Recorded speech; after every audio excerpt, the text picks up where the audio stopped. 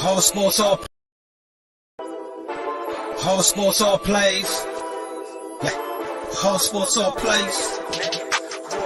Whole sports all plays. 365, we making a plays. You talking the game, get you through the days. We're high in the court, the dime in the lane. Variety, topics, living the same. All presentation, sports information. In the airways, taking the nation. All sport, all plays, like working your faces. Grace at the field, so tie the laces.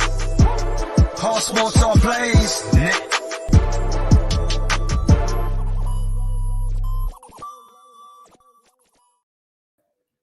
Hey, we're back.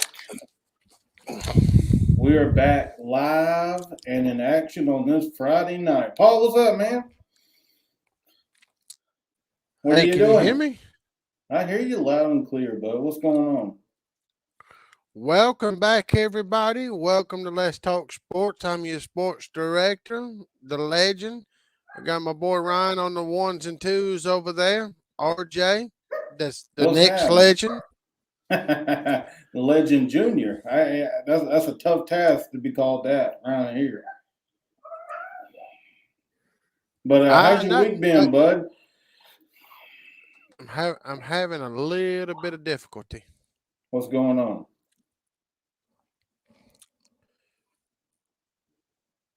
You good, bud? Hold on. Yeah, give me 1 second. I'm having a little bit. Can you hear me now? I hear you loud and clear, bud. I just got a little bit of echo. Let's see. My echo's off, bud. Let's see. What about that?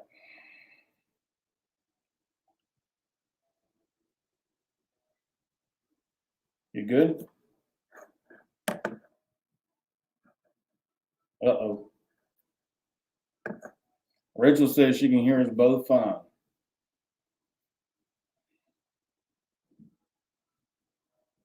Think we may have lost him. Let's see. Hang on, he'll be in here in just a second. But anyway, how's everybody doing this week, man? Sorry we couldn't make it Tuesday. We just had a lot going on Tuesday, but we're back and in action live on this Friday night. Hope everybody's had a good week. A lot of recruiting news came out this week. Hopefully whoever you root for, whoever's your team, hopefully that y'all had a good recruiting class. I know Georgia did. I know Paul's fired up about the Gators and what they did last minute. It takes a lot of to make UGA look cute. I get what you're saying, man. Kentucky had a pretty good recruiting class too, man. I'm looking forward to see what they're doing. They had a good year this year. Hang on. There he is. You good? Yeah, I believe so. Sorry, you guys, having a little bit of issues here. Ah, dang, man. Well, Devil's trying to get us. Yeah, I can't help that. But no, like I was saying, I missed what you were saying. But like I said, thank you guys for watching Let's Talk Sports with Paul and Ryan. We got a lot of news today. I'm sure Ryan just kind of briefly told you guys. Look, for those that don't know, there was some history made on early signing day Wednesday. And I guess I don't know how you feel about it, Ryan, but I put yourself in one recruit's shoes for a second. Let's talk about the number one player in the 24/7 24/7 composite, 24/7 recruiting, 24/7 everything that they has got this guy number one in ESPN 300, and that we're talking about Travis Hunter here, and let me ask you this, Ryan, and maybe you can help out, and then I'll tell you how I feel about this. What do you make of the move? For me personally, I like the move. There needs to be more attention to HBCUs, obviously, going forward. I don't understand why they don't get enough attention, to be honest. It was a good move by Travis Hunter. I think in that NIL deal, for those of you who don't know, he signed about a 4 or 5. He's going to be making $4 or $5 million a year, just going down there with all the sponsorships and everything. And I'm sure Deion Sanders will turn that guy into one hell of a pro athlete. I know a lot of Florida State fans were shocked. A lot of Florida, you look at the grades going, off the internet and everything. Everybody has Florida State losing in this recruiting class. They had a lot of guys decommit. A lot of guys dropped out at the last minute. And a lot of that has to do with Norville. So, but I like the move with Travis Hunter going to Jackson State. I think he's going to be phenomenal down there. And I think he's not done.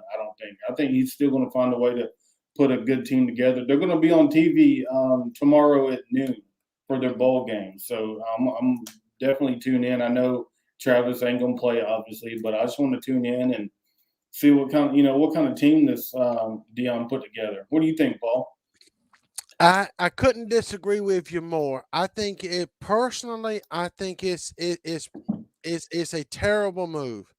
And the reason I say that is because when you're the number one player in the world, you want to go against other equivalent athletes. What this is going to do to him is make him be the best player on the field once again. There'll be zero competition for this guy. And the only way to get better is reps and competition. If he wants to make it to the league, it has nothing to do with Jacksonville State. It has nothing to do with HBCUs. It has nothing to do with that. You've got to go against elite talent to show the NFL level that you're going to be ready. Is his aspirations just to go play for Deion? His dream school was Florida State. He went to, he made the move to Jackson State because, like you said, of the pay to play NIL. You got to pay, or your guys are going to leave. But brings me back to my point. The reason why, personally, I think this was a terrible move, and somebody said this today, and when I was going to tell them about how bad of a move I think this is for this kid and his development. Do I think Deion was a great guy? I do. Do I think Deion's a great coach? No. Do I think Deion was one of the best corners in the played football? Yes. Do I think he can coach corners? No. He's been unsuccessful doing that in what we call the SWAC. When you are unable to really play elite in your own division, how are you going to take somebody with this caliber of a player and develop him to the next level? Travis Hunter right now will be the best player in the SWAC. Hell, he'd probably be the best player in the Power 5 if he come here. But to see what a player is going to bring going forward, you've got to have that competition. The knock on most, you look at a quarterback, for example. We say, oh, Carson Wentz came from North Dakota State. Well, he had 70 touchdowns and 6 interceptions, but he didn't go against elite defenses. But he didn't go against Power 5s. But he didn't go against this. It's going to be the same way. I don't think it wasn't he didn't blaze this trail. If you want to look at who blazed the trail for HBCUs, it's Walter Payton. The difference in Walter Payton playing at Jackson State is back then they didn't have cell phones.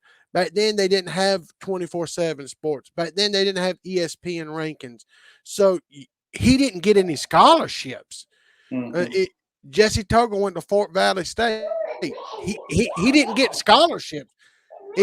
Walter Payton went at the only place that would let him play collegiate football. Walter Payton didn't pick to go to Jackson State because it was an HBCU. Walter Payton picked that because that was the only school that recruited him. Well, and look, Rachel made a good point too. He wasn't going to go up against elite talent at Florida State either. Let's be honest. But I disagree because the ACC and Clemson will be better.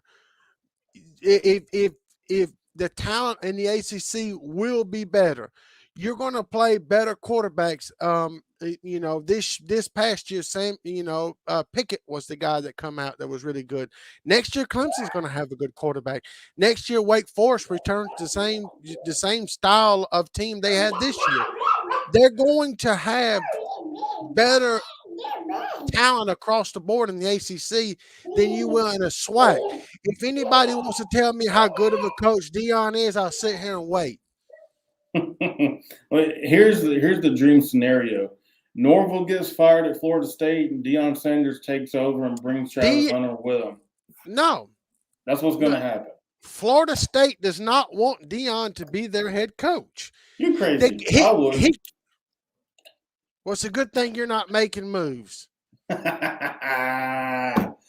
Deion Sanders, he may not be a true coach. No. But the players buy into him. Players buy into him. Losing? Look, he's going to a bowl game. He had a great year down there in Jackson State. So did Florida. Florida went to a bowl game. Players bought into Dan Mullen and what Nick Savage done. Doesn't mean he's worth the hell at recruiting. It doesn't mean he's worth trying to get athletes to become better at the next level. You say that, people say that all the time. Oh, he's a good coach.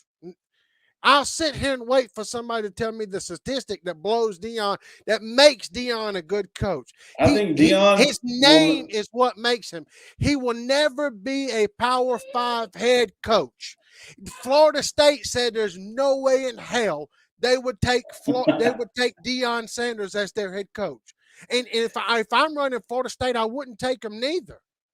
The guy he barely can win with the team he's got now. So this is not the first time this has been brought up. Last year we had 2 incidents. Last year there was 2 situations. One kid from Georgia didn't go to Georgia. The reason why? He couldn't get into Georgia academically. He had no choice but to go to the SWAC, to Jackson State. So people that want to say, oh, Deion flipped the 4-star guy last year into coming to Jackson. No, he didn't. The guy had a grade point average of 1.3. You're not going to make it in life with a grade point average of 1.3. Secondly, people want to say, oh, look at the boy that was in Florida last year. He was a high 3-star. He went and played for Deion. Well, why didn't they win their own conference? Look, Deion will make Travis Hunter more of a pro than Mike Norville will. No. Mike Norville had done a damn thing. Deion would do I couldn't disagree with you more. Deion is going to make Travis Hunter into a diva. Deion is going to tell Travis Hunter every day how good he is. Deion is going to wake up and let Travis Hunter do what Travis Hunter wants to do. Is that bettering yourself when you break the rules? Get away with it. When you don't go to class, get away with it. When your teachers give you grades, get away with it. When you don't hustle on defense, get away with it. When you don't give 100% effort, get away with it. That there is no way somebody in their right mind can think Deion Sanders is going to coach this kid up to be the best he's going to be. Not only that, but get into the league. Was Deion a good player? Absolutely. I think he was a great player. There's things that he can turn Travis Hunter into he plays the same position as Deion if he wanted to. He can play all over the field. Deion can mold that guy into an NFL talent. No. Yes, he can. 100%. You're saying that because Deion was good in the league? He knows how to be. I mean, he's a Hall of Famer. Okay, but you got to know something. Well, why don't every Hall of Fame player go coach high school or go coach college? Because some of them ain't into it. Deion wants to make a change. You're exactly right. Some of them are not into it. Some of them don't need to be into it. You said it right. Just because Deion Sanders was a good player in college, he was a great player in NFL, doesn't mean he's going to transition that well and get when you bring in Instagram models into your team huddles. Nobody, you think Nick Saban's doing that? Do you think Nick Saban is a better coach than Deion Sanders? Do you think anybody in the state of Florida that's coaching right now, whether that be Gus Malzahn, when you're Travis Hunter, the whole entire world's opened up to you. Now what's going to happen, just like I told you, just like I've said over and over, things are going to happen when they happen. Travis Hunter will now develop the bad side to this. He may take some good things from Deion, but do I think he could be better coached elsewhere? Do I think he can enhance his ability elsewhere? How many people has Deion Sanders put in the NFL?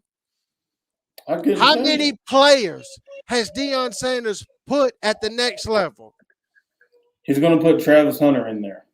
And that makes him a good coach. That makes him that makes him Jackson State was 11-1 this year. 11-1. Who'd they lose to? I don't even know. Yeah. Let's see. They lost to, let me pull it up here. They lost to Louisiana Monroe, 12-7. Okay. But other than that, my point exactly. That's all I needed to know. That's all our fans needed to know. Look, I understand what Deion's doing, right? He's trying to put HBCUs back on the map. But he's not. There needs to be. It's not at all that, Ron. You are just as brainwashed as some of these other idiots on that's talking on some of these shows or some of these other things. I think there's better coaches that can make him play. When you're the best player on the field, you then start slacking off, not hustling, getting away with things you didn't get away with. It's just there's zero competition for this kid. And as much as I've talked him up every single week for the past 2 years, every single time I got a chance to talk good about this guy, I take it all back. What? It has nothing to do with the fact he's going to an HBCU. If he were to go to Valdosta State, I would say the exact same thing. It has zero of it. The fact he's going to the HBCU, I could care less. The fact he's going to play for a coach that has who's an NFL Hall of Famer, maybe he learned something. Maybe he proved me wrong. But right now, me and everybody else that's pretty smart in football says this may be the worst move I've ever seen. And what a generational talent. Listen, Travis Hunter would be better off getting side coached by Urban Meyer for 3 years and going to the NFL. Urban Meyer is a bum. Let's be honest. My point in exactly. the NFL, why he's a bum. My point exactly. Urban Meyer needs to be banned from football forever after what he did. But look, I understand where you're coming from. I do, right? But look. This Travis Hunter was homeless, right, a few years ago, living out of a car.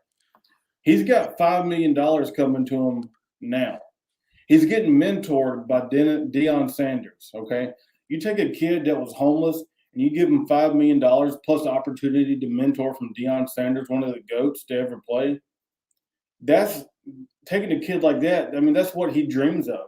All right. I mean, what more could you ask for? I mean, to a guy like that probably means more than anything he's ever been through in his life. Right. What? Getting done with. I mean, think about that's as good as it's going to get. No, as long as he does what he's supposed to do and play like he's capable of playing, he's going to the NFL regardless. And then we can sit here and judge him. We can sit here and judge him when he makes it to the NFL, right?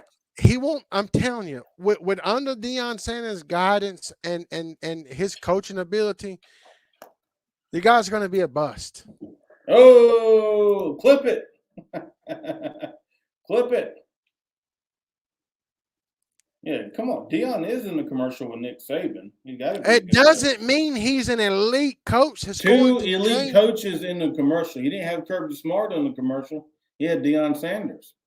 I don't think Kirby Smart's going to be looking for any extra income he can find. He may be out there shaking. He may be out there shaking the bell. if he loses to Michigan, he probably ain't gonna be able to make another. He ain't probably gonna be able to make any more income. Let's I be honest. like I said, I just can't get over the fact that I couldn't I nobody's a bigger fan in the entire world besides maybe Travis Hunter's mom of Travis Hunter than me. I've watched every single Mm-hmm. game he played in high school. I've watched every single game his senior year in high school.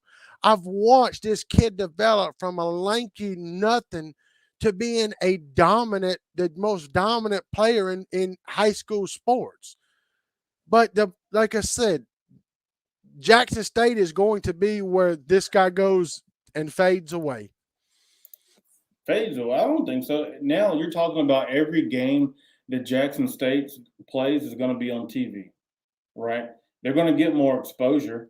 You know. Exposure is not going to change the talent around him. And the reason I hate FSU. I'm happy he didn't go to Florida State. You can't I hate I mean I the dislike that I have for Florida State is probably just barely behind the University of Georgia, which is Yeah. that's a lot of hate, right? But Yeah. them being on TV is not going to change the players he's going to go against. Them being on TV is not going to make University of Tennessee Southern Martin or University of Southwestern Tennessee Martin. That's not going to make them have the same type of players a Power Five is going to have to go against. When you're the best, you go against the best and you beat the best. You don't tuck your tail and go and look. If you're talking about it, do I think he made a good move for it as far as the NIL deal goes? That's different. Do I think it completely different? Am I happy he's getting paid? Absolutely. But to break this down for you, personally, I think this is the absolute worst. I would rather Travis Hunter sit out for 3 years, not play football at all, than going and learning the way not to conduct yourself, going and learning to become a diva. If he had went to Alabama, if he had went to Georgia, if he had went to South Carolina, I can guarantee you he would be coached up, coached well, and stay out of trouble. Well, what Now, about if good everybody luck. said the same thing about Shannon Sharp, Michael Strahan, Jerry Rice? What if they all said that about Walter Payton, Mel Blount, Steve McNair? What if what everybody you said the what same you thing about them? what you what you're bringing up is guys that didn't have the exposure. Walter Payton had one offer out of high school, Mm-hmm. that he had one offer. Guess what? He took that one offer he had and went and took his ass to Jacksonville State. Mm-hmm. Jerry Like I Rice. said, Jerry Rice had 4 offers. The best one of those 4, 2 of them being HBCUs. The next best is Alcorn or whoever he took. yeah. What you're bringing up guys from 50 years ago that didn't have there was no such thing as keeping up. There wasn't a ranking system. You took the offer you had and you had to go play for that school. You're talking about guys that got limited offers coming out of high school versus a guy who can go he can go to all 10,000 universities if he wanted to. That's what I'm saying. But a guy like Travis Hunter, right, who's probably the best, he's probably the best athlete that I've ever seen play. I don't think it mattered where he went to college, and that's the thing. If you're good enough, it don't matter where you go to college. You're still going to play good in NFL, right? And I think look at Antonio Brown. He went to Central Michigan, right? Everybody said he was too small. Central Everybody said he was Michigan too small. is 100 times better. Central Michigan No, plays team. no, Oh my God. dude. Central Michigan's trash, and you know it. I'm just saying, college. If you're a good athlete, it don't matter where you go. If you're a good athlete, you're going to be a good athlete, right? And even if he would have went to an SEC school, he would have still dominated. I believe, regardless, he would have dominated in the SEC. He would have dominated in the ACC. It don't matter where he went to. You're going to get the same guy. It's not like he's the best player in the country. And coming out of high school, he's the best player in the country. Yeah. Look, nobody said that more than me. When look, Georgia had the #1 defense we've ever seen. Guess what? until they went against Daddy Nick and them motherfucking Tide. Hey, he's fired up, guys. We learned two things when you brought up a good point. He's going to be a good athlete no matter where he goes. Mm-hmm. Take that point. So why didn't Georgia have a good defense against Alabama? Coaching. Was Alabama? Oh, you brought what was that? Coaching. What's one of the things Deion has yet to prove? That he can be a great coach. Not only that, but when you're superior, look at this team. Look at Jackson State. They wouldn't shit till he got there. They were 11-1 4 years ago when they won the SWAC. They were 11-1 this year when they almost beat Northern Illinois. They were 11-1. Sanders wasn't there when they almost beat Northern Illinois. They were 11-1 this year. You got to give Deion some credit. I'll wait. You got to give Deion ain't no scrub. Deion Sanders, he might not know a lot of the X's and O's, but I tell you what, the players buy into him. They play 100%. They give it all on the line. And honestly, this is the God honest truth. He is better than some of these guys at some of the top programs in college football. I'm not saying Nick Saban. I'm not saying Dabo, Kirby, Jimbo. I'm not saying those. Look at the guys, some of the guys out there in like Division II. Deion Sanders is better than those guys. Deion Sanders can at least recruit talent, right? We've seen that. Some of these guys like Dan Mullen can't recruit talent, but yet he landed a Power 5 job. And even though he made it to the SEC championship game last year or a year before, it doesn't matter. Deion Sanders is way better than half of these guys out here today coaching college football. Well, like I said, I'm just. Deion, I gotta give look, man. You gotta give credit where credit is due. No, I give credit, and like I said, the reason this move happened is not because Travis Hunter wanted to be a trailblazer. It's not because Travis Hunter wanted to follow in the footsteps of Walter Payton. Next time you say that, allow me to come through this damn computer. Walter Payton had one college offer. It is nowhere. It is nowhere near the same. When you talk about being a trendsetter and a trailblazer for African American athletes, I am all down for. But he was a trailblazer, dude. He was the first 5-star athlete to commit to a HBCU. First 5-star ever. The only reason that trail was blazed is because of the $5 million. It don't matter how much money it was. If there was no NIL deal. If there was no NIL deal where Travis Hunter had went, if this was 3 years ago and NILs wasn't a thing, do you think that Travis Hunter goes and plays for Jackson State if NIL is not around? If Deion Sanders was there, I kind of have to agree that he would go there over Florida State and Mike Norvell. Look at who's been more relevant in college football the last 3 years, Jackson State or Florida State? I'm not talking about just Florida State. I'm talking about the ability to be coached and play the best. Listen, people was ready to crown Georgia because they had the best defense. Well, they ran up against Alabama, and now everybody's thinking they're probably losing to Michigan. That defense was exposed.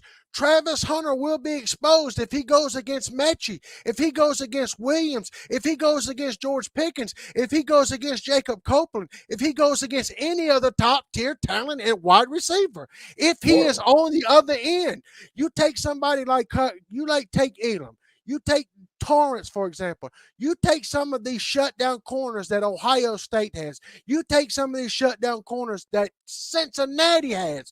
Does he have the breakaway speed to get away from somebody when they're just as athletic as he is? No, find out. He doesn't. I've seen this. Nobody. He hasn't played a snap yet, though, in college. And I'm telling you, the one knock that I can tell you about Travis Hunter, somebody that has watched every game this kid has played for the past 4 years and watched every game he's played in high school, watched every game he plays as a senior. The problem he has in high school is he goes both ways. So when he takes a play off, guess what? The other team knows it. When he gets tired, the other quarterback will go his way. He's not going to play both ways in college. No, I'm telling you, that's the problem. If there's one thing I can say, is I've not seen him go play one side of the ball only, and just he like I said, I can't tell you if I think he's going to be a better wide receiver or if I think he's going to be a better DB. His immediate impact, if I would have been his coach, he wouldn't play defensive back. He would play wide receiver. For the past 4 years, Ryan, nobody has seen this guy play one side of the ball. But what I can tell you is when he's playing both sides of the ball, the plays he takes off, they go after him. The routes he doesn't run consistently or the drops that he makes, it looks like it's because of fatigue. Do I think Jackson State has a weight program that's even irrelevant or even equivalent to anybody in the Power Five? No. Do I think Deion? You don't think Deion has his own personal? You don't think Deion is taking care of all that? He better. Sure players are taken care of. Let me tell you, he better be. Yeah, you don't think he's going to be taking care of that, dude? Look, Deion is going to make. Let me tell you, what's the budget for somebody like? What's the budget for Jackson State? The budget for Jackson State is whatever Deion Sanders donates to that program, and you're talking about millions. So you're talking about me. Guess what? One guy gave the University of Florida $100 million. One guy. But you got to look at it though. $100 million to a school like Florida is a lot of money. $5 or $10 million to a program like Jackson State, that's equivalent to the same amount of money because it's a smaller school. So when you need, so just for instance, say this guy gets hurt. Say this guy has a lingering ankle issue. Do I think he's going to get better treatment at one of these huge schools that have doctors on staff? Do I think he's going to get the best, the absolute best he can get at Jackson State? No. You don't think Deion's going to make sure that all that's going to happen? Look, Deion is going to treat this guy like his baby. He has to. What happens when you baby somebody? It depends who the guy is. What happens the first time he goes against somebody that's just as good as him? Guess Deion's what? went against guys that burn him too. You don't think he's going to Deion is not Travis Hunter. Do what? Deion's not Travis Hunter. Yeah, but I'm saying Deion has the right to look. Deion is going to make sure this guy, when he leaves Jackson State, he's going to be the best player to ever come through that entire program. That's Deion's baby. All eyes will be on Deion and Travis Hunter. He's not going to let that guy fail. He's going to give him the best amenities, even if I have to pay for it out of his pocket. He's going to. But I'm saying he's going to make sure that he's taken care of more than anybody, even his own son, who's the quarterback. It's just that there's no question in my mind that do I think Jackson State has the capability of having somebody, a new.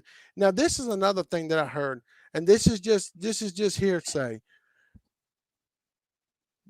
People really close to that I've talked to, and this is something I wasn't going to bring up. I probably shouldn't because I don't like bashing somebody over this type of stuff. But somebody said he may not have the grades. I mean, somebody said academically maybe the struggle and maybe one of the huge issues he couldn't go to Florida State.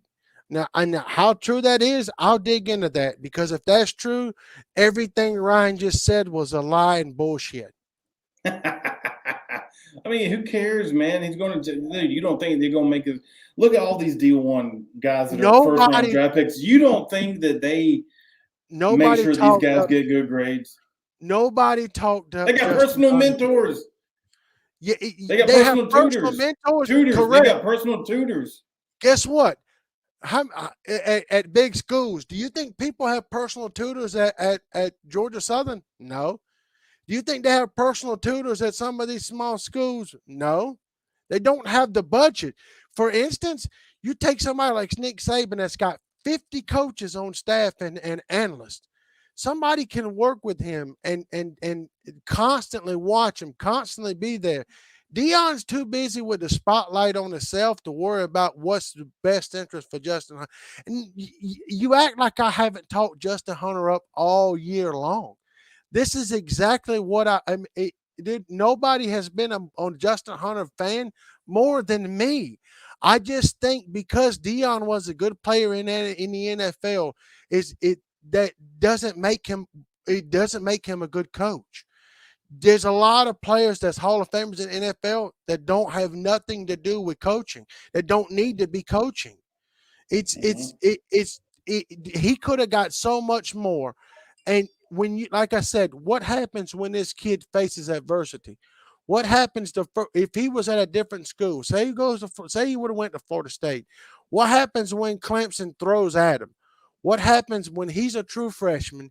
He gets knocked down. They're constantly going to go after him over and over and over and over and over. Clemson would have went after him. Fuck, Georgia Tech would have went after him. Wake Forest, Virginia Tech, Virginia. They've got athletes on the other side of the ball that are pretty good. Mm-hmm. He won't see a good athlete until he gets to the NFL. Deion Sanders is not suiting up and playing against him. Deion Sanders is not the athlete he was 25 years ago. Deion Sanders is not as young as he was 25 years ago. Deion Sanders is not the Hall of Famer he was 25 years ago. It's just people that don't. It's if it would have been the right reasons, I would have agreed with it more. But another question that I was bringing up during that point, when you go against elite talent, champions stand up. What, like I was telling you a couple of weeks ago, the reason why Georgia didn't make it out of the SEC championship game, because they are not champions. They are not built that way. HBCU guys, and which I'm saying nothing wrong with, they are not built the same way Mechie's built. They are not built the same way George Pickens is built. They are not built the same way a lot of these top receivers are built. You learn by going up against good talent, because what's one thing we learned about Georgia's defense? Look, they're fat and slow. Fat and slow, huh? I mean, I can't argue with you. I mean, the last game I saw, they were fat and slow. You're But right. I'm just, if it was no NI, so that's my next question to you and our listeners, Ryan. Then we'll get back on topic. Where does the NIL deal go from here? How far does this go? Because look, somebody Barstool Sports is probably 90%. Say what you want to. Oh, did Travis Hunter was committed to Florida State even when Dion was the coach at Jackson State 2 years ago? He Mm-hmm. was still committed to Florida State. I'm saying he didn't have to go to Florida State. He could have went anywhere. But where does the NIL deals go from here? And where does college football fix itself? Do The you ever NCAA is think going. will fix itself? They're definitely going to have a talk when the season's over about it because it's going to get out of hand. And I do think that it sucks because there could be great offensive linemen or great defensive linemen or safeties that are like first round draft picks who aren't going to get NIL deals based off their their, how do you say it, their celebrity status, right? If you're not the quarterback on the number one team or the running back, something like that. If your face isn't the face of the team, the chances are you're not going to get a whole lot. Definitely, the NCAA has to sit down this year and talk about it going forward because they're projecting these guys, in the upwards of $6-7 million, making. There's going to be a problem when players are getting more money than the coaches, right? Then the coaches are going to want more, right? The coaches are going to want more. Everybody wants more. There's all kind of mouths to feed. Too many mouths to feed. So I think they have to actually put a cap on it. There's one player that has an NIL deal that's making more than his head coach. Guess who that is? I'll wait. Travis Hunter. Yeah, but look at, Dion don't exactly need the money, Paul. It ain't point. about But you just brought up that point. I let Dion doesn't care. Dion don't matter. Well, I understand that, but it's just for that. It's just so. What happens when Dion bolts and goes to Oklahoma? What happens if the brain trust at Florida State decides, oh, we really do want next year Norvell goes 5-6. That guess what? Mm-hmm. Florida State fires Norvell. Mm-hmm. What happens if the racist people that are in charge at Florida State? What happens if they do take on the attitude and what comes with Dion? Somebody that it just come from your mouth how much of a trailblazer he is for going to an HBCU. What happens when Deion Sanders leaves Jackson State? Do you think he takes Travis Hunter with him? Absolutely. So how much of a trailblazer is that? If he's a true trailblazer, why not finish it out at you want to set trends, you want to be a blazer? Be the blazer. Stay at Jackson State. You committed because you want to be the first 5-star athlete to play at HBCU. Don't change if the head coach leaves. Well, that's the thing. There's no loyalty in So, college football. There's so no now, loyalty. but I'm saying, so now it's okay if he transfers with Dion in next year. Who cares? I'm just saying it's where does the NIL deals go? If you can get talent to go wherever you want to, you don't need a good recruiter anymore. No, Look, you don't need a good recruiter. You university, need a checkbook. You need a blank checkbook.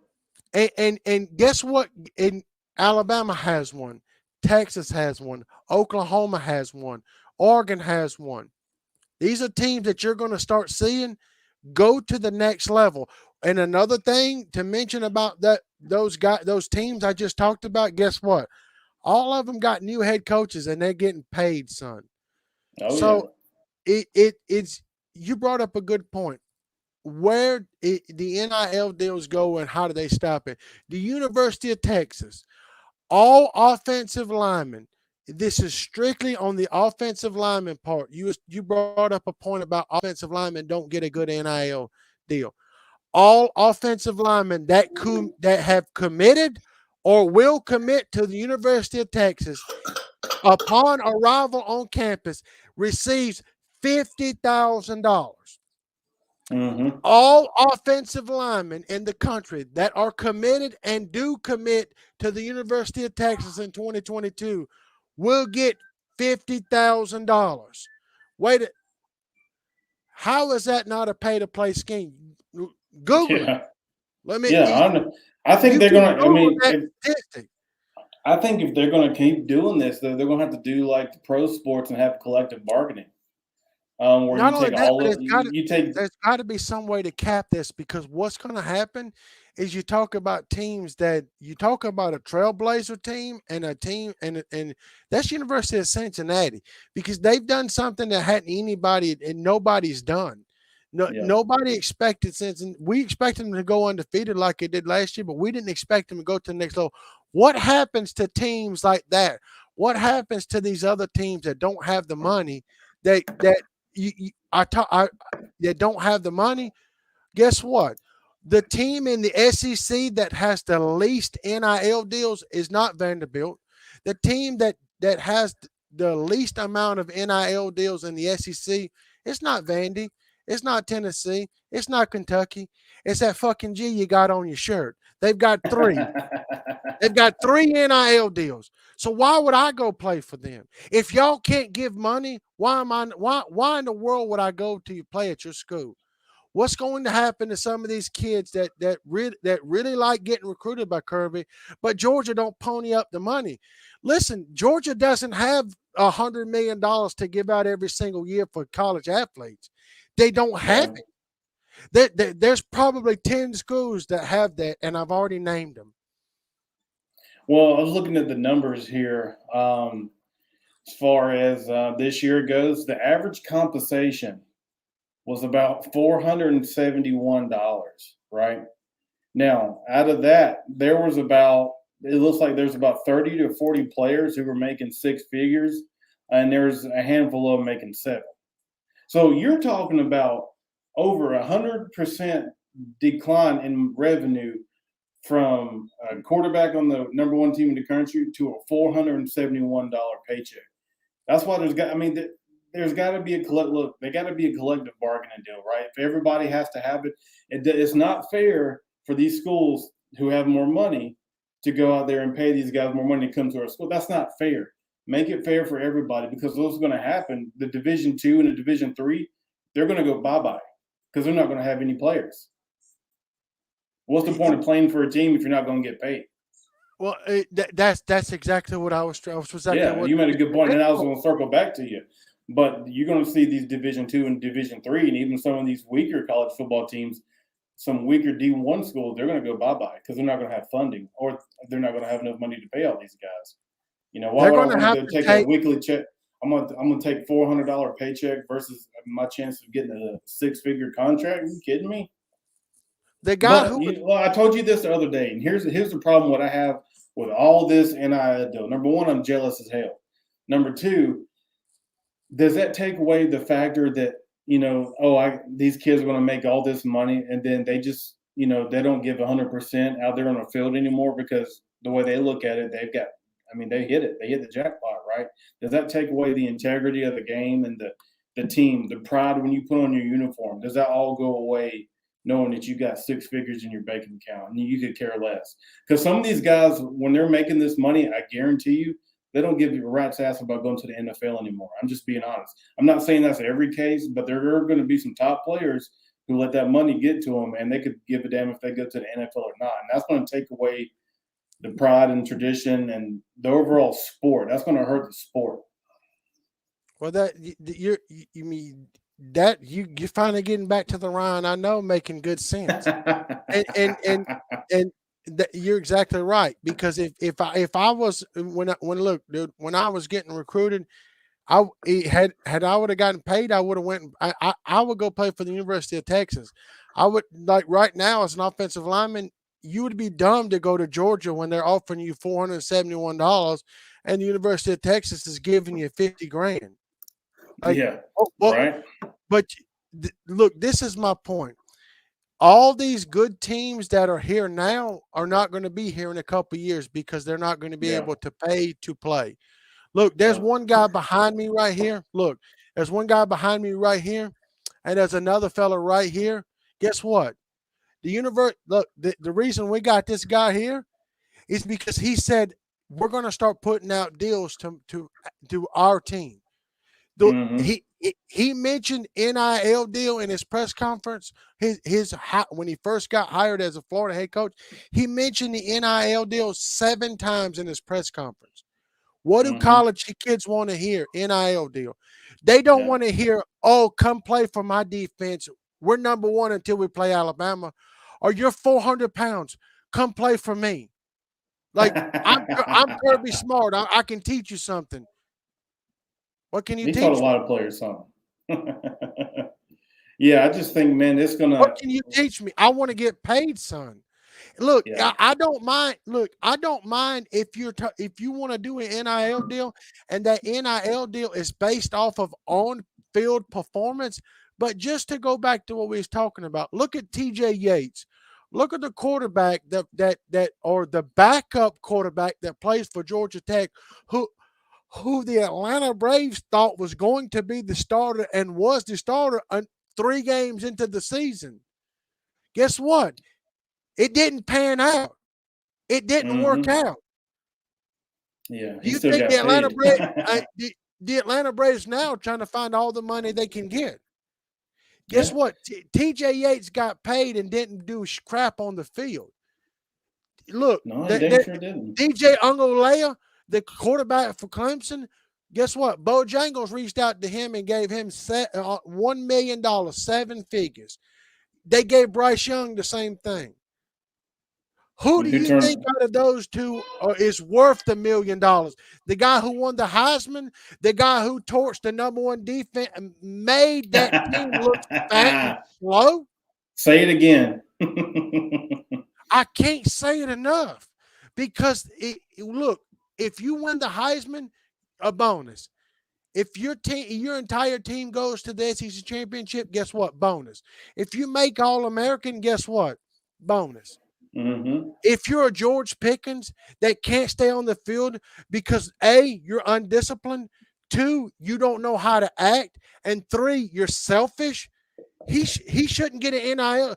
Why if you're a young kid and you're a University of Georgia fan, why would you like to have a number 1 jersey with George Pickens on the back? I don't want it.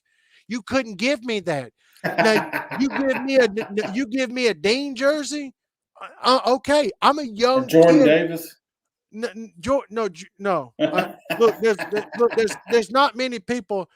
I just don't think 3.5 sacks is really a dominant performance. You've got guys out there that's got 17, 18 sacks, and you give it to a guy that's got 16 tackles and 3.5 sacks. Look, Ryan, both of your kids could probably get 3 sacks a year.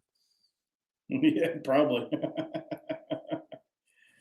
I mean, he did more than just get. I mean, he's a leader. I mean, honestly, I thought they were players more deserving myself, but Jordan Davis got a lot of hype because of all the stuff he does off the field, which Jordan shouldn't be Davis that got a way. lot of hype Shouldn't- because of his size.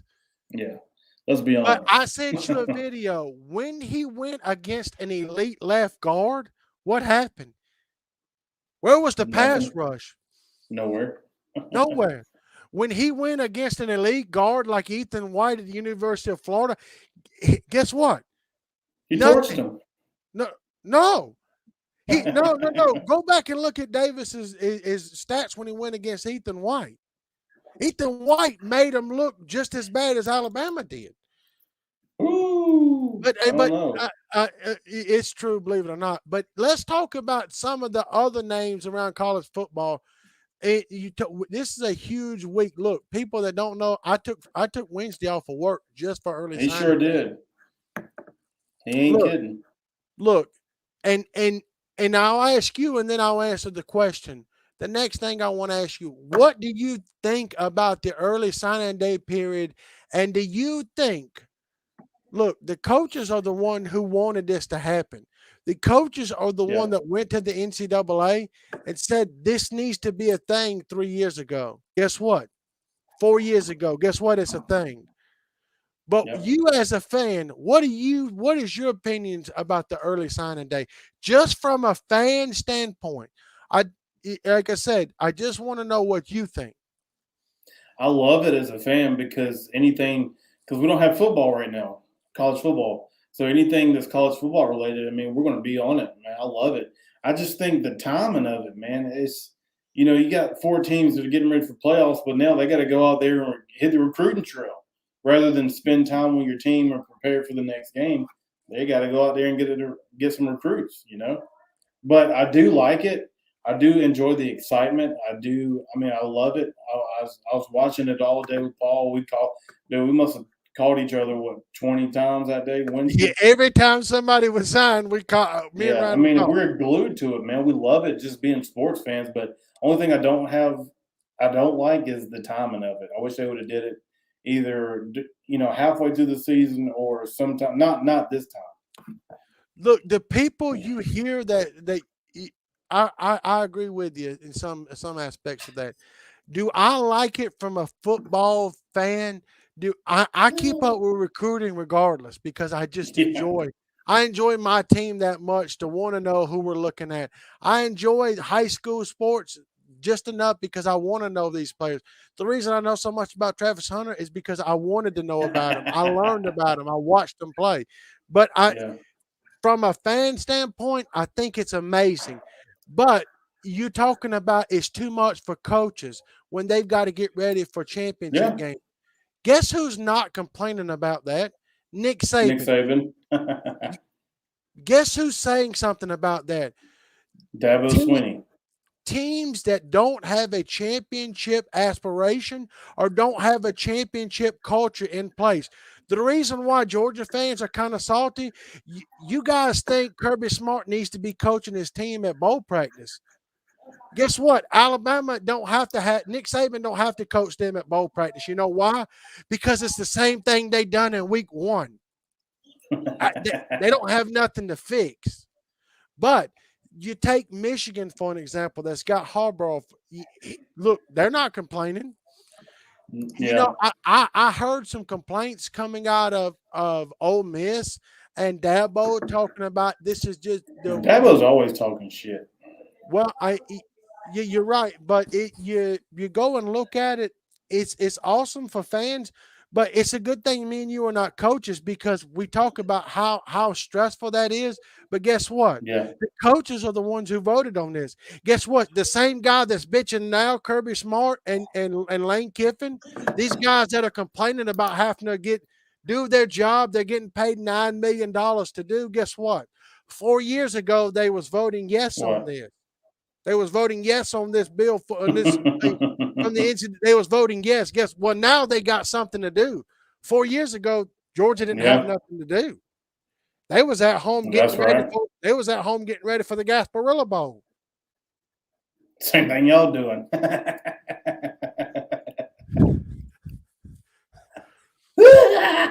Insert Yeah. foot into mouth. No, I'm just saying that you're exactly right. I know, but hey, but it's all at, love, man. I understand. at the end of the day, this is what the coaches of college football wanted.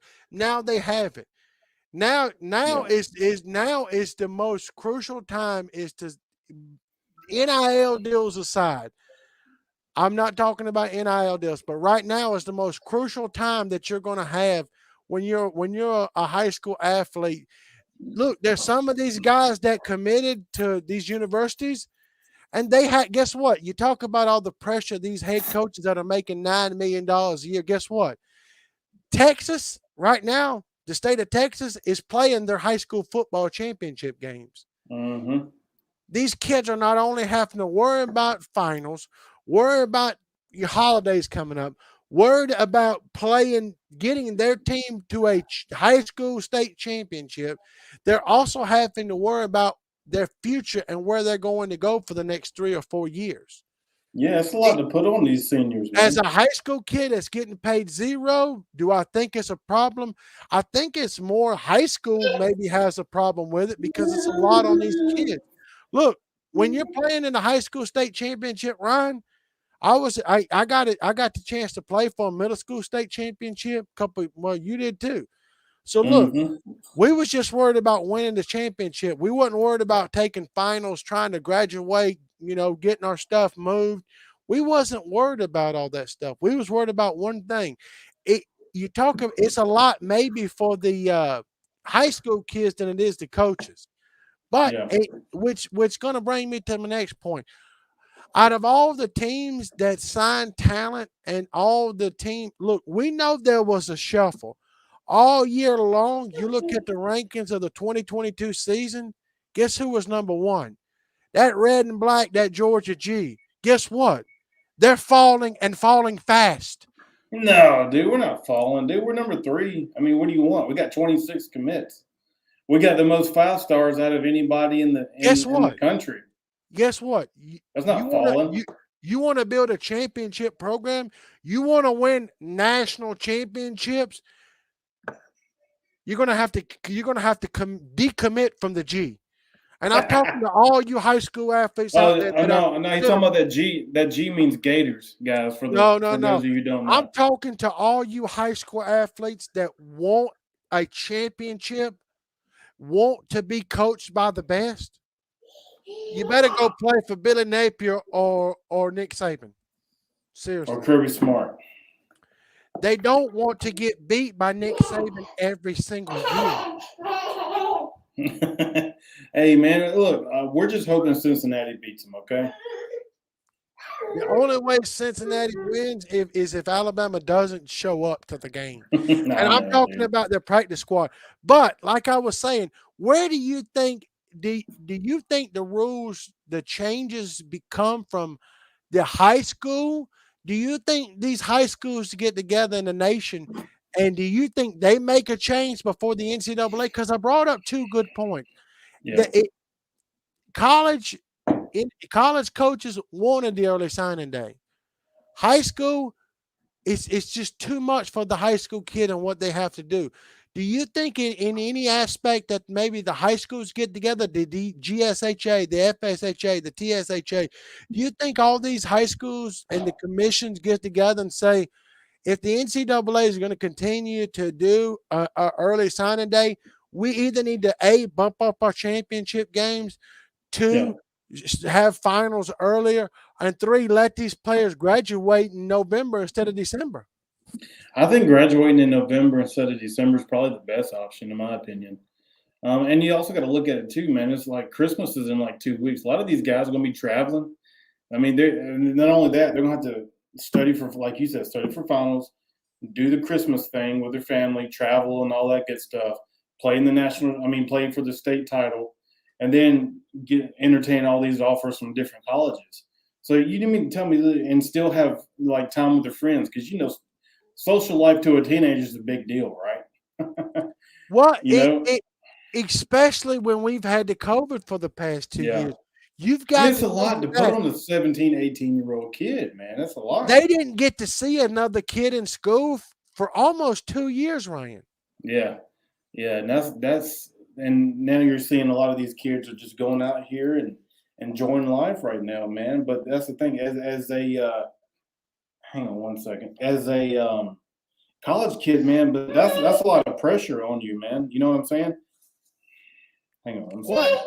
No, you are fine, but it's exactly the point. Is it too much pressure for some of these guys? That's what I think the high schools maybe will come up and decide to stop this before the NCAA will.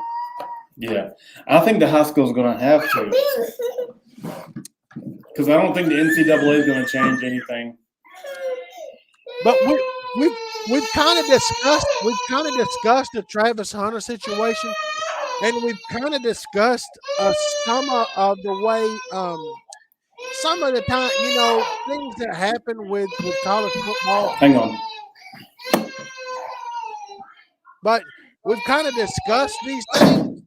But where does this go when you have teams that, like I said, that are not recruiting as well, that doesn't have the army and the staffs that some of these guys have, some of these coaches have, and some of these teams have?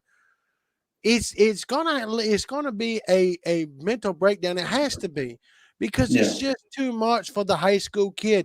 A went through COVID and didn't get to see another kid for 2 years. That's kind of hard. Social anxiety is a serious Yeah. deal. But like I said, getting back to all that, who was the team that really surprised you?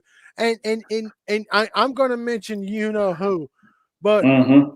who was the team that really caught you by surprise on National Signing Day? Well, I mean, there's a lot that happened, but look, there's a couple of schools that you can choose from. But who stood out to you and why? Obviously, the top three: Alabama, Georgia, and Texas A&M. But the team I want to talk about is also in the SEC, and that is the Missouri Tigers. What a heck of a recruiting class by Elijah Drinkwitz and his staff, man. They pulled the number one receiver in the nation. Let me see. They pulled Luther Burton out of he's from St. Louis, so he's a 6 foot, 200-pound guy, 5-star, number one receiver in the country. They got him. They even plucked a few guys from Georgia, man. Sam Horn, a 4-star quarterback out of Collins Hill, another, Travis Hunter's teammate that we saw play. So I think Missouri is going to be a team to keep an eye out. I know Kentucky had a good team, a good recruiting class, but Missouri's the one that surprised me the most, man. I didn't see them getting the number one receiver in the country, nor did I think they'd make it in they were they're 12th in the nation in recruiting this year, 5th in the SEC. And that's saying a lot for Missouri, let's be honest. Missouri used to recruit good talent. Missouri won the SEC East 2 consecutive years when they first entered. Right? I mean, they have absolutely loaded up their offense. They loaded up their offense with in-state talent. You brought up a good name. You talk about Horn and what his play with Collins Hill. Guess who you take a 4-star quarterback like that. Guess what? He's going to be a game changer at the next level. But if you can keep your own talent in your state, that's all you have to do. Eli Drinkowitz has showed you the blueprint all college coaches need to do. Keep your own kids. Quit letting Sam Horn go. Quit letting Yeah. Justin Hunter go. Quit letting Trevor Lawrence go. Quit letting Deshaun Watson go. Quit letting Mm-hmm. Justin Justin Fields Fields. go. Quit Yeah. letting all these guys. One thing that's going to change in the landscape of college football and recruiting is just that. There's going to be elite programs that's going to keep their talent in their state. Yeah. If you can do that, you can make the jump that Missouri did. You can make the jump that North Carolina did. You can Yeah. make the jump that Penn State did. You can make the jump that Texas did. Well, Look, that's where recruiting starts, Texas and right? It starts Texas in your. A&M are both in the top 5. One of them's number Yeah. 1, the other one's is number 5. Guess what? They're keeping their kids in their state. And that's Look, where recruiting starts, right? Recruiting in your backyard. That's what it comes. That's the number you, one rule. we hope so, because Yeah. there's a lot of elite programs that's fixing to do just that. Remember Yeah. how I told you how I thought landscaping in college football was going to change depending on the style coach and the ability he has to recruit that state? Guess what? Yeah. You brought up, we talk about them getting the number 1 wide receiver in the country, and guess what? He's from Missouri. Yeah. They've recruited him since he was in 9th grade. They've continued to recruit him. He likes the University of Missouri. There was no other team that had a chance to land Luther Burden. Guess what? Right. That's going to start happening with these other programs, with St. Aquinas, with Yeah. American Heritage. That's going to start happening in their state. If Florida can keep their players in state, guess what? You'll have Miami, Florida State, and Florida in the top 10, maybe in the top 5. Yeah. You're right. If Georgia could keep their guys here, look how much better they would be if they would have had Trevor Lawrence. Look at the question marks that Georgia has is around the quarterback position. Guess what? They got Stockton. Can they use him? Let me tell I you hope something. so. They got another kid last year in Brock Vandagriff that up until he was one of the best quarterbacks. You know, wasn't superior as Trevor Lawrence was, or didn't make the downfield throws in high school that Trevor Lawrence did. But guess what? You've got these guys. Now it's time to start using them and developing. That's how you're going to get other kids that are at the same position stay at your school. If you want guys to quit transferring from your school, you want to build a wall around your state and build a culture that the player just doesn't want to leave. You're going to have to build something now that tells different position players it's okay to sit here for 2 years. It's okay to be Bryce Young's backup, because when I do play as a senior, we're going to win the national championship and I'm going to be the first all over quarterback taken. You've got to build that culture. That's that's these teams that have that's changing coaches. These new coaches that are coming into these new schools, Ryan, trust me, they understand they're going to have to build a culture, because it's so easy for kids to transfer nowadays, where there is no competition for jobs. Well, Look. coaches are transferring just as much as the players. Now, well, and we're going to talk about that in just a second. But I'm just bringing up the point. If you're a 5-star running back, why would you go play for the University of Alabama? Guess what? They've got 4 ahead of you. And you're going to have to sit. You're going to have to sit. Now, you can go to the University of Missouri. You can go and probably play tomorrow. Look, you can go as a freshman and play at the University of Missouri tomorrow.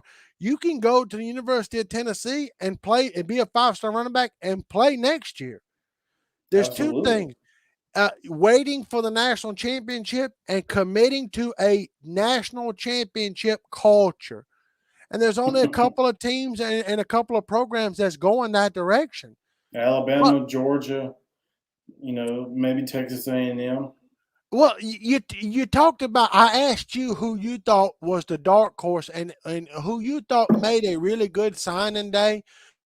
Before I talk about who you guys are ready for me to talk about, I'm going to mention something to you about Jimbo Fisher and Texas A&M. Guess what? They lost Jimbo Fisher. They lost 3 games last year. Yeah. Guess what? Number 1 recruiting class, they had 3 losses. So what's you look at the number 2 team, Alabama. Guess what? They had a loss. You look at Ohio State. Guess what? They had losses. Yeah. It. So you're not going to, because of that program's undefeated and done really good. You're going to that program now because of the coach and the way the coach is going. Yeah, and he had a hell of a recruiting class too, didn't he? Well, I mean, he was sitting at about number 11 going into early signing day with the verbal commitments. yeah, For any team to come in there and knock Georgia off a number 1 position, look, they've been number 1 for the past 2 years, haven't moved at all. Guess yeah, what? Everybody else is going forward. yeah, and You they have to brought it. continue to go forward and recruit good talent. People say, "Oh, my team didn't do good because we have a coach change." Guess what? Notre Dame had a coaching change. Guess what? Texas A&M lost 6 games. Get over it. If your new coach, if your new coach is in the building, and he doesn't have the class you want him to have, guess what? Get a new coach. Hey, you seen it firsthand, didn't you, bud? Look at your Look, background.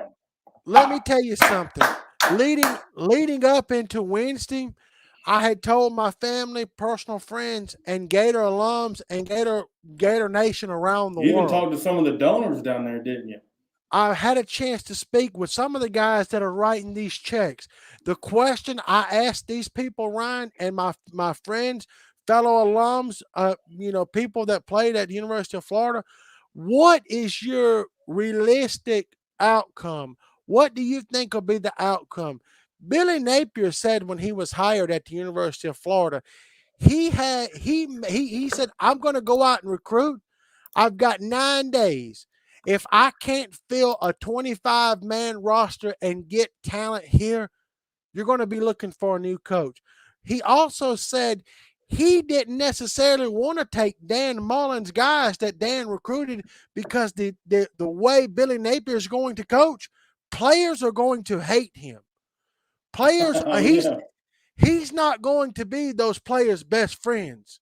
He's not going to be the rah-rah pep you up Kirby Smart type coach. He's going to be in your ass like Saban type coach.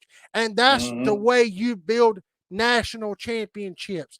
He's not going to be a best friend coach like Jim Harbaugh is. He's not going to be a Ryan Day and oh, everything's okay, baby girl. Everything's okay. He's Right. not going to do that. He said he had 0 intentions. If he signed any player during early signing day, good. But he wasn't necessarily going to go out and try to get the guys that Dan Mullen was trying to bang into this program because, look, we've seen it. Even though we beat Georgia last year and we won the SEC East, doesn't mean nothing because we want national championships. We don't want to win the SEC East. We don't want to go to the SEC championship game and get murdered by Alabama. That We may be do. fine. We do. That may be fine for Georgia fans, but look, my Hey, aspirations are national championships. We don't want to go undefeated and get our tell him again. asses torched. Tell him Look, again, Paul. they understand. Look, and seriously, but to be able, there was 4 guys that was signed their letter of intent to play at the University of Florida that Dan Mullen didn't look at. One of them, this fella right behind me. One of them being the number 1 safety in the world. One of them being the hardest hitting look, I watched this guy play. Looks like Champ Bailey. Yeah. Georgia fans ought to The biggest remember thing, Champ Bailey. biggest thing, where did he go to high school at? He went to IMG. Exactly. That has been Florida's kryptonite since Dan Mullen took over, is getting those kids out of IMG. Billy Napier's there for a week, and he's already pulling one out of there. The best one in the country. Look, when he done his Final Four 2 weeks ago, Florida wasn't in it. Mm-mm. He didn't take an official visit to Florida until he went. His mom, dad, family stayed on campus Saturday, Sunday, Monday, and then signed his letter of intent to play Wednesday. Shamar James, a player. Look, Wilson had verbally committed to Georgia since he was in 9th grade. Mm-hmm. He wanted to play for the Dogs. But he understands he doesn't want to go 12-0 and lose. He wants to win national championships. He'd rather go 6-6. He'd rather win national championships when it comes to it. Because at the end of the day, you guys losing to Michigan is going to be the same as us losing to UCF. Guess what? Nobody's going to remember it. But guess who they're going to remember? Alabama, Michigan. You know, they're going to. But I'm just saying, I got off track. Listen, God dang, listen. Look, you can tell when you do a show Tuesday because he's letting everything out tonight. Look, if you are a college football fan and you are not as fired up as I am to see the shape of your program. Like I said, regardless of who you like, whether you like Mark Stoops at Kentucky, whether you're a Miami fan, whether you're an Aggies fan, I don't care. This is the time of year that is going to change either A, for the good of your program, or B, for the bad. Because the decision your coach makes now and the recruits that he brings in is not going to affect him next year. It's not going to affect him in 2 years. It's going to affect him in 3 and 4. It's going to be. Go ahead. You know what happened? You know what this does? Now that Billy Napier is down there in Florida and then Missouri had a recruiting class, that means Kirby Smart's going to have to step his game up even more, right? Because everybody's going to have to do that. You're exactly right. All the coaches are going to have to step up for exactly what you just said, Ryan. Mm-hmm. And if Kirby Smart's not in the top 3, guess what? Missouri is slide on in there. Believe it, I'm telling you, man. There's going to be a team that's going to surprise a lot of people these next few years we're recruiting. And it's going to be a team like Tennessee, Missouri. It's going to be one of those teams nobody thinks about. They're going to, even Kentucky. Kentucky had they finished in the top 15 in the country. I think they were number 11 or something. They were right there with Missouri somewhere. But this is only going to make recruiting harder in the SEC for Kirby. Just because you have a top 3 class. Now, next year, you got to go out there and get the second best class or the first best class. Hell yeah, I'm going to talk about that too. Billy got old Kirby's recruiting aide yesterday too. Now, there have been some rumors floating around about that. I'm not going to put them out just yet. I got to dig Don't listen to this. I heard there was some kind of deals going on off the record. I don't know what he did. She's taking a pay cut to go down there to games, which is surprising. Look, everybody said she's making it up on the back end, whatever that means. Look, she understands. Look, it doesn't mean nothing to go 12-0. Why not be a part of something great instead of mediocre and getting beat by Alabama every year? Look, a national championship is a life-changing experience for a player, and the school. I know a lot of your fans that Ryan's team likes. Look, a lot of our fans, they've already. I mean, you'd have to be 80 years old or 90 years old. It was back in World War II when Georgia won anything. World War II. Somebody needs to go back to history class. You talking about the Revolutionary War, but yeah, Paul Revere was playing for the Bulldogs when they won the thing. Hey, whoa, come on, Rachel, come on now. Whoa. What is all this hostility? But look, Ryan, we're just telling. Look, last year, Dan Mullen brought in several good players. Look, 4 years ago, me and Rachel, I called her, talked to her. We watched live Emory Jones. Look, Emory Jones was almost a 5-star player. Mm-hmm. It doesn't mean nothing when you're a 5-star player if you don't have the exactly my point. When you sit there and we talked about Justin Hunter at the beginning of this program. Travis Hunter. Yeah, we talked about Travis Hunter at the beginning of this program. and we talked about him being a 5-star. Guess what? Emory Jones was almost a 5-star. Emory Jones was a 94.7 coming out of high school. And now he's in the transfer portal. And now, but not only that, he threw 19 touchdowns and 13 interceptions. When you get to high school, you've got to have the coaches that are going to, that you've got to play against competition. First of all, that's equal. And two, you're going to have to you got to be better. Like if you're a 5-star guy, if you don't have the coaches that are going to push you to be better and push you to get better, make different reads, do this, do that, you're going to wind up just like Travis Hunter. And as much as I like Emory Jones, and look, Emory Jones was at a disadvantage last year and this year. The reason he was at a disadvantage because he was told by Dan Mullen, if you wait behind Kyle Trask and Felipe Franks, I'm going to make you into a national championship, into a game changer quarterback. He was a 5-star. And now this guy will go to a smaller school hoping to get a starting position because he wasn't coached, and he wasn't coached the way he should have been coached, and he's constantly looking over his shoulder. But guess what? Florida just got a transfer from Ohio State, and the guy's a quarterback. And I was talking about Del Rio maybe getting some playing time. Look, what if you were Emory Jones and you've already said, come out and told the AD, you've come out and told Billy, you've come out and told the national media that you're transferring. Why do you play for the University of Florida Wednesday? Why do you why waste your time? So let me ask you this: something happens, and I'm just bringing this up hypothetically, people. I don't wish nothing to happen. What happens if Emory Jones goes against a team that, look, UCF and Florida are two teams that don't like each other? Do I think Gus Malzahn is going to pull some stuff? UCF plays dirty, bro. They're going to hit him. They're going to blitz him.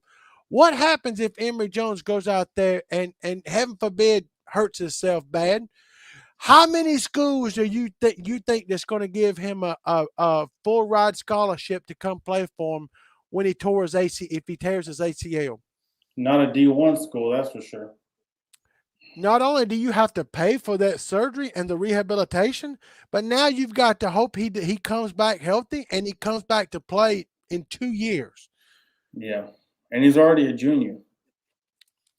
Well, that which is exactly what I'm talking about. So why do you go? People say, oh, because he wants to go and put one last showing. But guess what? I respect him for doing that. I respect him a lot for doing that. He didn't got to do that. But you're not giving him a scholarship. No. If you were the one giving him a scholarship and he gets hurt, how much do you respect him then? Yeah. But you got to like his toughness. All things considered, he's still going out there and fighting for his team. Look, a lot of those guys on the team are, they're good buddies, right? Those are his buds out there playing, man. He can't just, and Anthony Richardson just got done recovering from knee surgery, so he's not playing. So they got to have somebody. And look, they do call UCF. They flip it around and call those guys the UFC because they do play a little dirty. It's like stepping in the octagon with those guys. So watch out for that. They are going to pull some strings. Yeah, you're exactly right. It's a Gus Malzahn, the way he likes to play physical football and the tempo on offense. Gus Malzahn has nothing to lose. He's going to keep getting extensions as long as he keeps winning bowl games or keeps going to bowl games. That's all he's got to do now. He ain't like he's competing for a national championship. So he's got nothing to lose. But and I was listening to a couple of Gator greats this morning on a podcast, and they was basically saying, how much does this game? And you look at the teams that are in the power. You look at the teams that are in the playoffs. That's different. I'm not talking about the Alabamas, the Georgias, the Michigans, and the Cincinnatis. I'm talking about teams like, for instance, Matt Corral and the Ole Miss Rebels. I'm talking a team about like Pittsburgh and, Kenny Pickett setting out. Pickett's not playing in a bowl game. Why? Hmm. Because he knows he may be the number one quarterback taken in the NFL draft.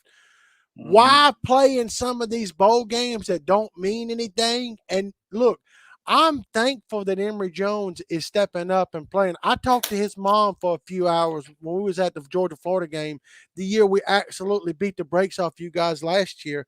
And Oh, no, look, they remember, but look, I mean, and I watched and I love this kid. Like everybody knows, I mean, I'm a huge. If you know Paul, you know it. I love all my Gators from from Georgia, and I love all my hometown kids.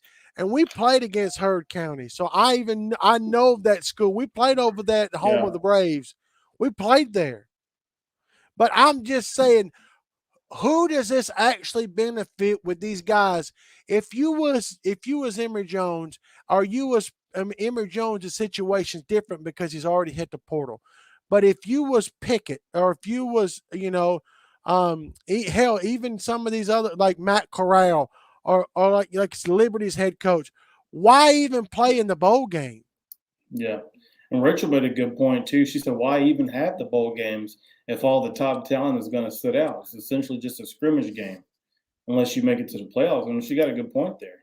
Well, What is the look, end game for a bowl game? What does it do to a team? it it it it adds extra practices, I guess, which is good when your team needs that extra practice, right?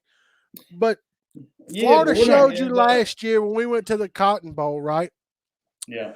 Our entire offense, all our position players, are tight end, two of our defensive backs set out that game.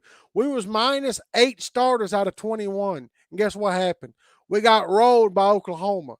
It Hmm. If you're transferring and you're trying to play for your stock, or you take somebody that you talk about players that are absolutely using the bowl game to an advantage.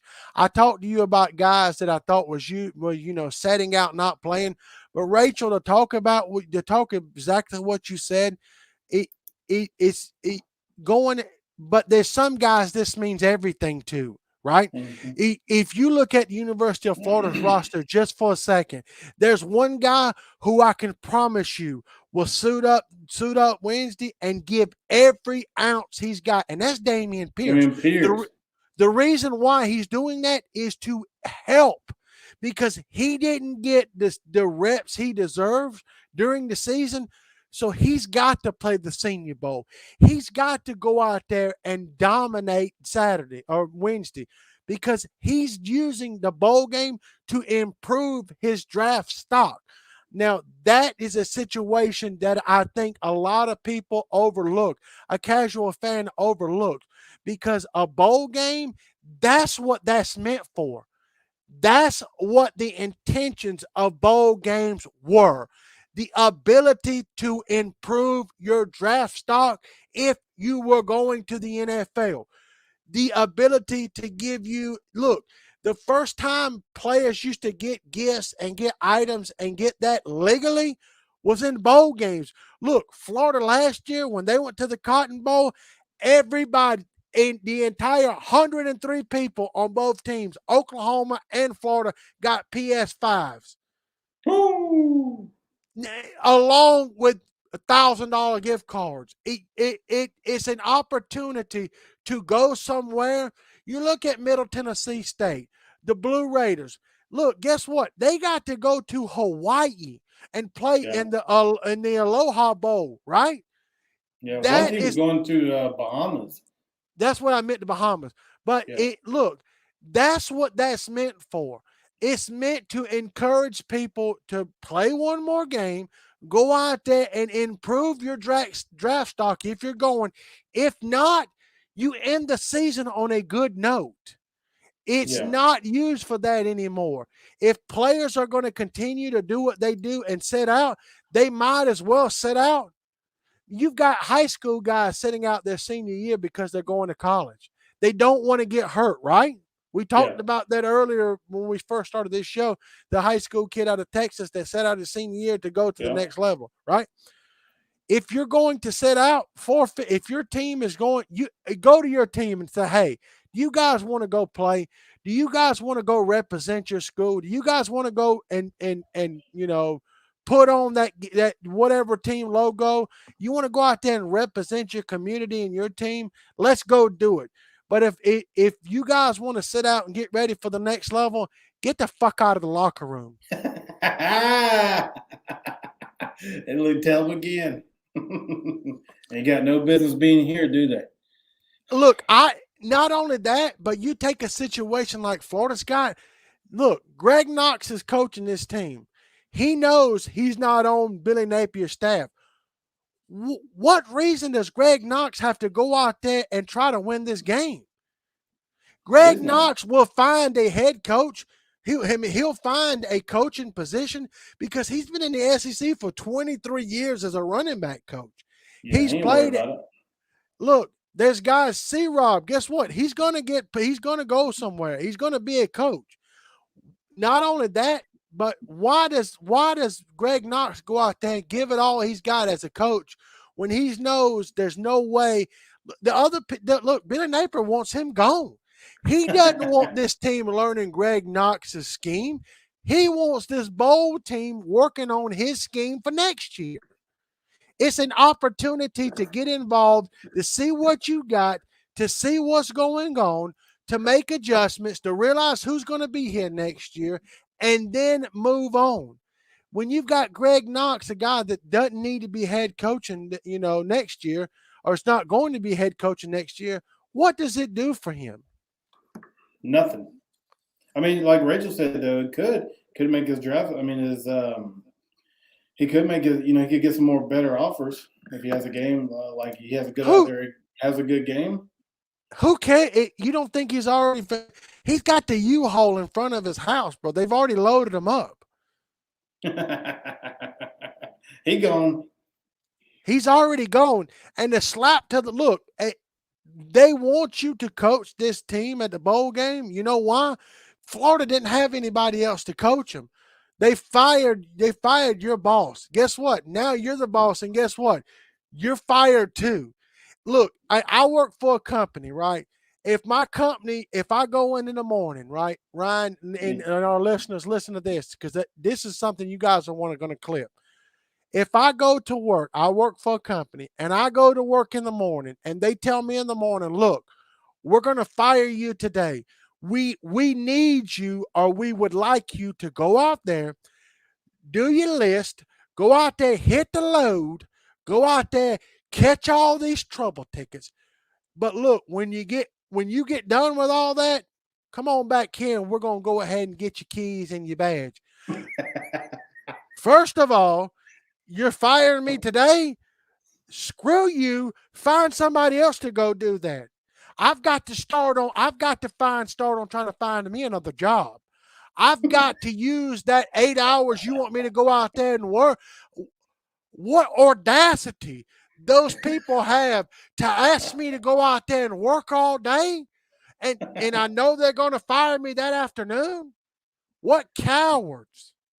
That's what I have to say about Scott Strickland and this move that has just been made. Look, there's nobody in the country that's dealing with this right now. They have Greg Knox is at such a disadvantage because there's no future with him at the University of Florida. The same way, Ryan, you go to work and your boss comes tell you see how you feel. Look, Ryan, the job that you had, you go there and you go to work that morning. They say, hey, by the way, we're going to fire you Friday, but go do your best. Go out there and give it all you got for this company one last time. Yeah. Are you not going to say, screw this company? Screw you guys. Hell yeah. I'm out. So what do you think Greg Knox is saying in the back of his mind? Look, they want me to continue coaching. Look, Greg Knox may be built different, right? I'm just using this from a personal standpoint. There's not anybody watching this show. If they went to work tomorrow and their bosses come to them and say, hey, by the way, we're firing you this afternoon, but go out there and hit that load. Go out there and catch all those trouble tickets. We got a lot of people out of service. Go out there and catch all those. Go out there and put all those services back for the brand, right? Yeah. No, Hoorah. no. No. I tell my No. boss, you go do it yourself, asshole. Oh, I'm clipping this. I'm clipping it. You go out there and hit the load. Look, tell your bosses to go out there and hit the load. Hell yeah. It's the same exact thing. Anybody that sits here and tells me Greg Knox gives two shits whether Florida beats UCF or not, it doesn't matter. He doesn't care. Why should he? This school just took a piss on him. Yeah. I don't I know would why go he's out still there. there, to I be would go honest. out there. I would make him find somebody else to. I'd say, you know what? I'll coach this team until you guys get a head coach. I'd make Billy Napier coach. Look, Florida's paying him $8.5 million. He needs to be coaching. 3rd and long, spread right to give every play. Well, our offensive coach was, I love Coach Rustin. I like with the scheme. We had a better scheme. I think he was handicapped on a lot of what the head Yeah. coach wanted to do. Coach Fawcett was a really good offensive line coach. Look, he tried. Our coaches tried, right? Yeah. Trying, that's about all we could do. But I was talking about this, and then I'll let you. We'll wrap this up, okay? Why I heard so many stories about possibly Gator coaches now telling people don't come here. There was a thing that is rumored that Robinson, C-Rob, is going to be a coach at the University of Georgia. Do you think he's? Look, dude, y'all could use all the help you can get. Seriously, until you beat Alabama, you can use all the help you can get. Trust me. I would go if I was Kirby Smart. If I was Kirby Smart, he took over defense. No, I'm just saying, if I was Kirby Smart, I would go out right now and try to get Urban Meyer. I would go out and get a championship coach because you know what? Until I can beat Saban, nothing's off the table. Look, if I'm Kirby Smart, I'm calling Bill Belichick and offering him the defensive coordinator position. I'm digging up Bear Bryant. I'm doing everything I can. But like I said, I know Ryan's got to go and I got to get off here. I got some stuff to do too. Look, I didn't get to talk to you guys last Tuesday, so a lot of emotion. I want to know how excited you guys are. And Rachel said what? They said C-Rob was feeding Kirby info. I'm calling for an investigation. But Rachel, that ain't no investigation. That happens. It's exactly that. Not guilty. I'll finish this up and then we'll go. Can you blame Kirby for trying to use everything he can? Because at the end of the day, Kirby has got to win national championships. He has no other choice other than trying to illegally get talent, illegally obtain information. You've got to be willing to break the rules. Remember how I told you how Urban Meyer was able to look the wrong way. Somebody got killed. Look, we needed Aaron Hernandez making that national championship run, right? Yeah. There's things as a head coach you've got to be willing to do like this. And Kirby's going to have to do that. He's going to have to be able to break the rules because that's the only way they can beat Alabama. You heard it here first, ladies and gentlemen. Look, he gone. Mic drop. He gone. Well, I guess that's one way to end the show, bud. Yeah, dude, no. Dude, I'm literally over here sweating, but. Me too. Paul, I see you, bud. You feel like you just took an ice bath. Yeah, I know. But, Rachel, that is 100% true what you said. It was confirmed today by my inside source. So, not guilty. But you can't blame them. Look, we had killers and everything on our team. Look, Brandon Spikes. Brandon Spikes is one of the greatest players of all time. You got to be able to look the other way. You got to have guys to do that. Kirby's going to have throats and shit. You've got to be willing to gouge people's eyeballs. When you get to a pocket, you got to be willing to do something that nobody else is going. You've got to be willing to die for something. And that's what you've got to do. Kirby's going to realize that, and Georgia will realize that when they play Michigan coming up in a few days. That's your life lesson for today. You got to be willing to look the other way. Correct. Kids, I hope you're listening. When life gets tough, look the other way. Or just transfer. Seriously. Just transfer, bud. That's it. I'm going to go tell my boss tomorrow I am transferring, bro. I'm transferring to another district. This is, bro. No, seriously, thank you guys for being here. Sorry we went so long, but look, if you don't get excited for this time of the year, you don't need to be you're not a college football fan. Go watch something else. Go watch hockey. Go watch something else. If you don't get excited, don't follow our page if you don't get excited for college football. Don't follow our page. We don't want you. Get out of here. Yeah. No, I'm just kidding. Hey, it was good to be back. Sorry we missed you guys Tuesday, man. As you can tell, we had a lot of frustration, a lot of stuff we needed to get off our chest. But thank y'all for tuning in this Friday night. Christmas is coming up in about, I think, 8 days or so. So we'll still try to go live next week, depending on our schedule. We'll post it out and hope everybody has a good hashtag notify, not hashtag exclamation notify. Yep. You know, I hope everybody has a good holidays, man. We're so blessed to have you guys listening, following, and commenting with us all the time, man. Wish you guys nothing but success coming up in the new year. And stay tuned on Tuesday. Hopefully we'll go live, you know, depending on our schedule and everything, but we'll let you know. And y'all have a good weekend, man. We'll see y'all Tuesday. Peace. Oh.